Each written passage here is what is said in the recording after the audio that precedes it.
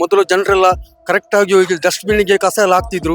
ಮತ್ತೆ ಈಗ ಎಲ್ಲ ಕಡೆ ಸಿಕ್ಕಿದಲ್ಲಿ ಬಿಸಾಕ್ತಾ ಇದ್ದಾರೆ. ಸೊ ಸ್ವಚ್ಛತೆ ಒಂದು ಕಡೆ ಕೂಡ ಆಗ್ತಾ ಇದೆ, ಆದ್ರೆ ಅದರ ಜೊತೆಗೆ ಅದೇ ರೀತಿಯಲ್ಲಿ ಕೂಡ ಗಲೀಜು ಕೂಡ ಆಗ್ತಾ ಉಂಟು. ನಮ್ಮ ಸುತ್ತಮುತ್ತ ಇರೋದನ್ನ ಸ್ವಚ್ಛ ಮಾಡ್ಕೊಂಡ್ರೆ ಎಲ್ಲರೂ ಸ್ವಚ್ಛ ಮಾಡಿದ್ರೆ ನಮ್ಮ ದೇಶ ಸ್ವಚ್ಛ ಆಗುತ್ತೆ. ಹರಿಯಂ, ಎಲ್ರಿಗೂ ನಮಸ್ಕಾರ. ನಾನು ಪ್ರಜ್ವಲ್ ಬಲ್ಯ, ರಿತಮ್ ಕನ್ನಡಕ್ಕೆ ಸ್ವಾಗತ.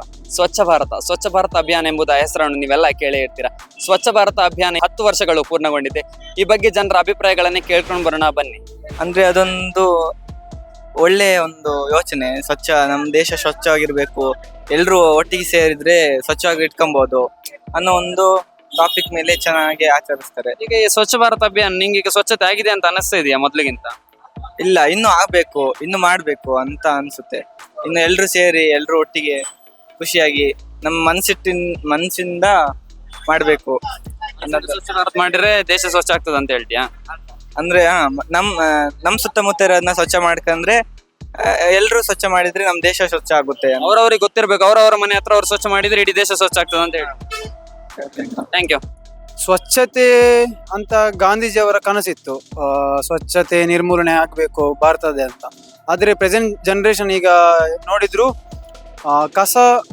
ಕಸಗಳ ರಾಶಿ ಅಲ್ಲಿ ಹಾಗೆ ಇದೆ. 10 ವರ್ಷದಲ್ಲಿ ಏನು ಬದಲಾವಣೆ ಆಗಿದೆ ಅದಕ್ಕಿಂತ ಡಬಲ್ ಪಟ್ಟು ಕಸ ನಮ್ಗೆ ಈಗ ಕಂಡು ಬರ್ತಿದೆ. ಯಾಕೆಂದ್ರೆ ಪ್ಲಾಸ್ಟಿಕ್ ಒಮ್ಮೆ ಬ್ಯಾನ್ ಆಗ್ತದೆ, ಇನ್ನೊಮ್ಮೆ ಬರ್ತದೆ. ಆದ್ರೆ ಪ್ರೆಸೆಂಟ್ ಆಗಿ ನಾವು ನೋಡ್ಬೇಕಾದ್ರೆ ಎಲ್ಲ ಕಡೆ ನಮ್ಗೆ ಪ್ಲಾಸ್ಟಿಕ್ ಇಂದಾನೆ ನಮ್ಮ ನಗರವು ತುಂಬಿಕೊಳ್ತದೆ. ಜೊತೆಗೆ ನಿಮ್ಗೆ ಡಂಪ್ ಯಾರ್ಡ್, ನಮ್ಮ ಮಂಗಳೂರಿನ ದಕ್ಷಿಣ ಕನ್ನಡ ಜಿಲ್ಲೆ ಆಲ್ಮೋಸ್ಟ್ ಎಲ್ಲ ಕಸಗಳು ಪಚ್ಚನಾಡಿ, ಅದು ಓಮಂಜೂರು ಹತ್ತಿರ ಇರುವಂತ ಒಂದು ಜಾಗ. ಅಲ್ಲಿಗೆ ಹೋದ್ರೆ ನೋಡ್ರೆ ಒಂದು ಡಜನ್ ಗಟ್ಟಲೆ ಪ್ಲಾಸ್ಟಿಕ್ಗಳ ರಾಶಿ ಅಲ್ಲಿ ಇದೆ. ಸೊ ಸ್ವಚ್ಛತೆ ಒಂದು ಕಡೆ ಕೂಡ ಆಗ್ತಾ ಇದೆ, ಆದ್ರೆ ಅದರ ಜೊತೆಗೆ ಅದೇ ರೀತಿಯಲ್ಲಿ ಕೂಡ ಗಲೀಜು ಕೂಡ ಆಗ್ತಾ ಉಂಟು. ಸೊ ಪ್ಲಾಸ್ಟಿಕ್ ಆಗ್ಲಿ, ಇತರ ಕ್ಲೀನ್ನೆಸ್ ಆಗ್ಲಿ, ಹಾಗೂ ಟಾಯ್ಲೆಟ್ ಹೀಗೆ ಮಂಗಳೂರಲ್ಲಿ ಕಾಣ್ಲಿ ಎಲ್ಲ ಕಡೆ ಕೂಡ ಯಾರು ಹೊರಗಿನವರು ಬಂದು ಅದನ್ನು ಗಲೀಜು ಮಾಡ್ತಿದ್ದಾರೆ.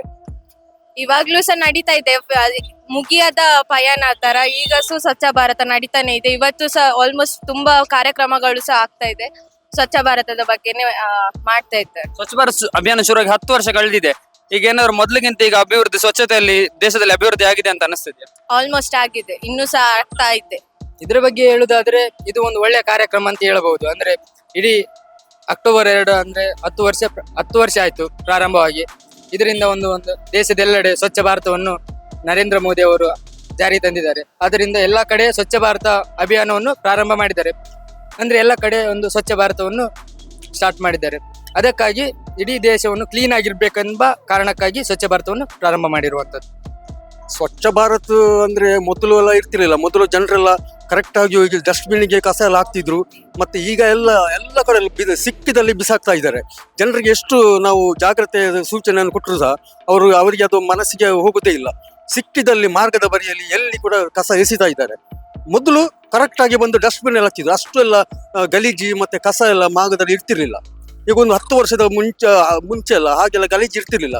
10 ವರ್ಷ ನಂತರವೂ ಇದೆಲ್ಲ ಶುರು ಆಯ್ತು. ಗಲೀಜಿ, ಕಚಾವು, ಅದು ಇದೆಲ್ಲ ಕಸ ಎಲ್ಲ ಮಾರ್ಗದಲ್ಲಿ ಸಿಕ್ಕಿದಲ್ಲಿ ಎಸೆಯುವುದೆಲ್ಲ 10 ವರ್ಷದಿಂದ ಈಗ ಅದೇ ಚಾಲ. ಎಷ್ಟು ಜಾಗ್ರತೆ ಹೇಳಿದ್ರು ಸಹ ಜನರಿಗೆ ಅರ್ಥ ಆಗುದಿಲ್ಲ.